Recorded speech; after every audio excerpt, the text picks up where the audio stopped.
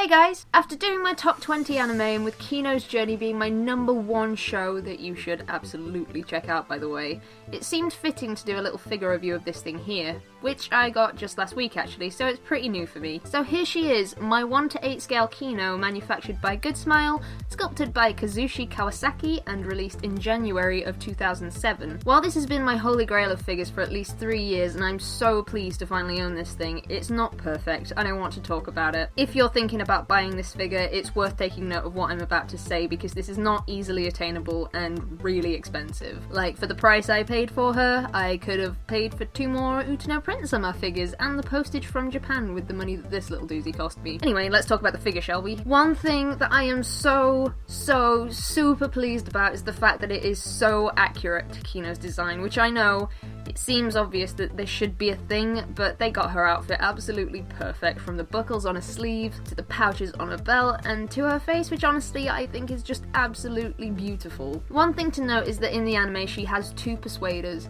the one that she's holding here which is named Canon, and for the entire series she has another persuader, which was a nice little plot point that she had clipped to the back of her belt named Mori no Hito, or Forest Person. It's disappointing to note that this thing just does not exist on this figure. Call it nitpicking if you will, but that would have been such a nice addition to this figure. Aside from the missing Mori no Hito, I don't have too much to complain about in terms of the sculpt itself, apart from one thing which will sound odd if you haven't seen the series. Kino is supposed to be androgynous. She's supposed to be flat-chested.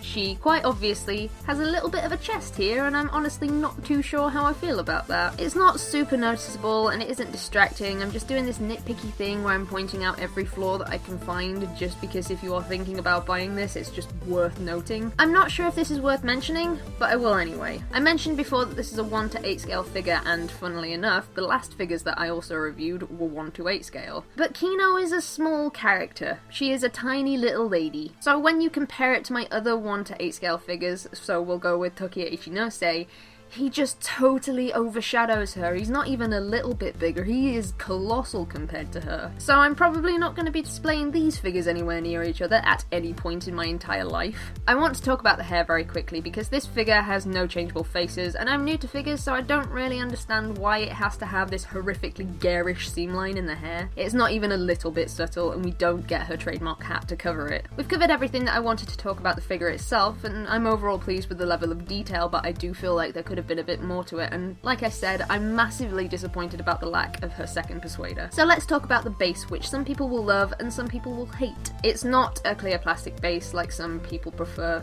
It's this dirt road complete with Hermes tyre track and a little patch of grass, which while it isn't the neatest thing I've come across, I actually really like the base. It's really textured and is completely fitting of the series. We've talked about my biggest disappointment with this figure, but now I want to talk about the biggest complaint I have with this figure, which comes in the form of this smoke billowing from her persuader. My first complaint comes in the form of all the official images I saw of Kino before I bought her, and this pole here that doesn't exist in any of them because they shooped it out or something, and it looks ugly. Kino comes with a notch out of the back of her legs so that you can insert a bit of smoke into there, but you still need the pole to hold it up on this side. The annoying thing is that it took ages to line up the pointy bit of the smoke to get it in the hollow part of the persuader, and the worst bit is that this ugly pole that I need to have in there just doesn't fit. I actually have it upside down because that's the only way I could get it to go. From a distance it looks fine, sure, but my god, this thing was more work than I was expecting. Right, I know, I totally bashed this figure for the last few minutes and I was hoping that I'd have a lot more positive to say about it, but that being said,